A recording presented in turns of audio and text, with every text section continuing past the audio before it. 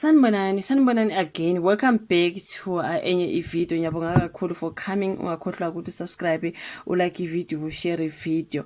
Okay, so ngimaza ukuthi sekukhona guys oseqashiwe when it comes to ke Ukhozi FM station manager. Yona into engibakazayo is I'm still reporting about her resigning. Sengiyabona sokuthi Ukhozi FM have had a new manager, the acting manager. I'm like, "Wey, kanjalo nje?" So resign namhlanje bavele bafaka omunye umuntu namhlanje. I was shocked, hey. But bebebhale phana ka Sunday World, you guys, ngale ndaba ke eqhubekayo lapha nokhosini. Kunesithombe futhi esihle lapha ukhuzani ngusibonge ingcobo nguchatha ngobe ushuthi ngezikhathi ezinhle ke bengakazi bekube nokungaboni ngasolinye, you know. So bebesakhuluma lapha ngokuthi Ukhozi FM business manager Sibonge Ngcobo resigned. This is Sunday World. Bebesakhuluma ngalolo daba bazi babhala bathi Sunday World has learned that there were celebrations after Ukhozi FM business manager Sibonge Ngcobo was alleged to have resigned.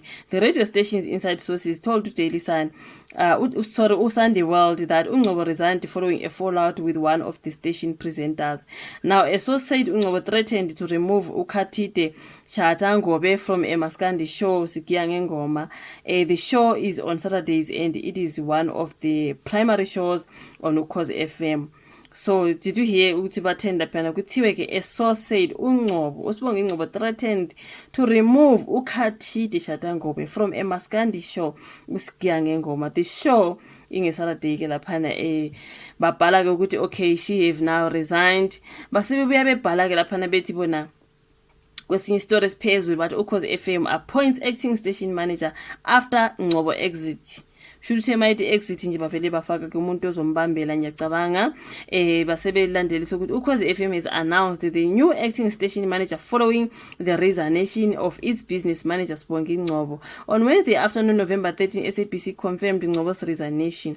They also announced ukuthi Busani Mthembu as the acting station manager. Mthembu is currently the head of news at Ukhozi FM.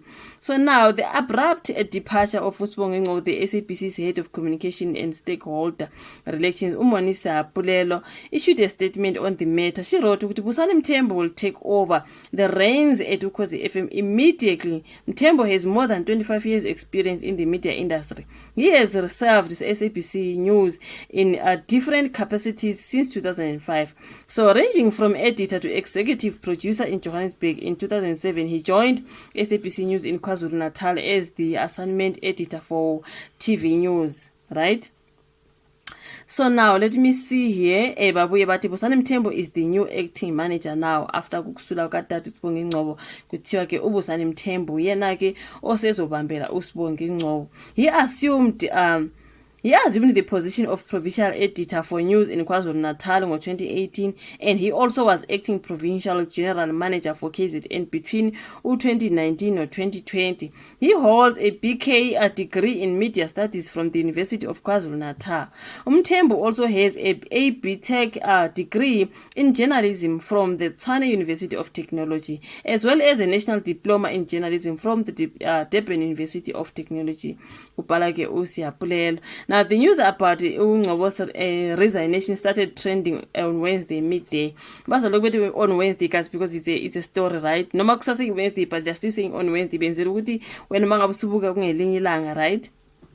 One of the presenters told Sunday World that they were informed on Wednesday. We just had a meeting and the management informed us that she resigned. The majority of presenters are quite happy about her resignation. So kukhona ngizwile nje laphana odabeni luka Zimdola ekhuluma ukuthi ya noma bengabe bekhona mhlamba bangazwani naye something like that. So angizizwa la kuthiwa some of them, the majority of the presenters are quite happy about her resignation. I'm like, really ngobani kodwa bajabulele ukuthi omunye umntwana umuntu the person the muntu, you know what I mean? So bakhona bajabulele nje ukuthi ushile lapha emsebenzini. Uyazi guys iapartheid yasemsebenzini ukuthi injani. Kodwa ke ngimangaza ukuthi usula namhlanje bavele bafaka umuntu namhlanje zifi bebelinda ukuthi uhambe. Hey guys, naku uyazi iapartheid yasemsebenzini lengikhuluma ngayo. Cabanga nje ngisule namhlanje seninomuntu namhlanje ngathi benivele imbeke lapha ekhoneni ukuthi umephuma nje wena uyangena.